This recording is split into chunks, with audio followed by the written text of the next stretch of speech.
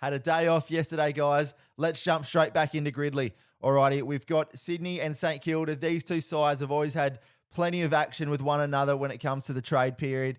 You can go back to probably Tony Lockett and even before that as well, when it was South Melbourne. Barry Hall, Timmy Membry, Zach Jones.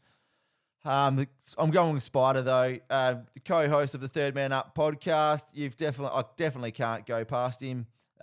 His other co-host on that's not very flashy. I wouldn't listen to him very much.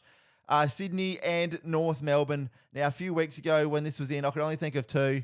Can't think of really many others that stand out between Shannon Grant and Wayne Schwass. I'm going with Shannon Grant. However, the Norm Smith medalist in 1999, we used him a couple of days ago for that one. Sydney Swans, 150 games played. Now, you can go the obvious ones who played close to 300 or more. Your Adam Goods, your Boltons, Paul Kellys, Luke Parkers. Even back before that, have your buddies too. I'm going to look at someone who's between the 150 to 200 mark. I'm thinking like a Lewis Roberts Thompson, LRT, absolutely robbed of the Norm Smith medal when Chris Judd won it in a losing grand final. Love Lewis Roberts Thompson. St Kilda and a top 10 draft pick. Now, it depends how far back you want to go. Recent times, you're going to have the likes of Jack Billings and others. Before that, you can go back to Nick Rewalt, Brendan Goddard, Justin Kaczynski as well. I'm going to be looking at Raph Clark and Xavier Clark. I know those two brothers, they had all the potential in the world and unfortunately never quite worked out for them at AFL level. So I'm not sure which one of them will be rarer. I'm going to go with Raph Clark, I reckon. Raph Clark, 1%, pretty good start. So far, top 10 draft pick from North Melbourne. Now, back here in Port Lincoln, Daniel Wells grew up playing for Mallee Park. If you don't know what Mallee Park is, it's an Indigenous team. You get to see some of the best talent ever. Also, top 10 draft pick, Harry Sheasel.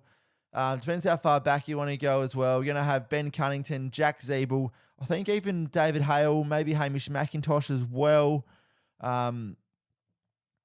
Lockie Hansen. I'm going to go Lockie Hansen. I think he might be the rarest out of all of them.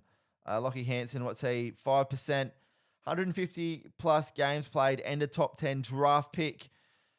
Or 150 and a top 10. Now, there's going to be heaps here. It's going to be well over 50, maybe even close to 100. I'm going to try and think of a really underrated player that I know was top 10.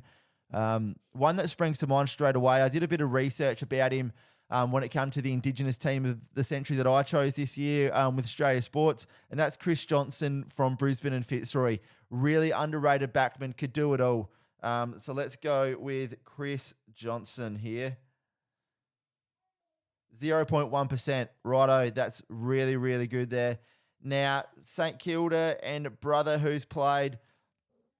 Have Spida again for this one, but I've already selected him. The Clark boys have already chosen them. Matthew Carr, could do him with Josh Carr obviously going to playing at Fremantle and Port Adelaide. Let's go Matthew Carr. Who could forget the great Dennis Committee commentary when him and Josh ran into each other, called it a two-car collision. North Melbourne and a brother who's played. For me, once again, research done when it was the Indigenous team of the century, the Cracker brothers. You just can't go past Jim. Go Jim Cracker, I reckon. Jim Cracker there, 4%, 150 plus games played and a brother who's played. There's plenty here. I'm going to go with Darren Jarman, I reckon. Darren Jarman. Who could forget his last quarter to win Crows that final in 1997? 0.6%. Score of 30. Really, really good score today, guys. Let me know yours in the comments. Cheers.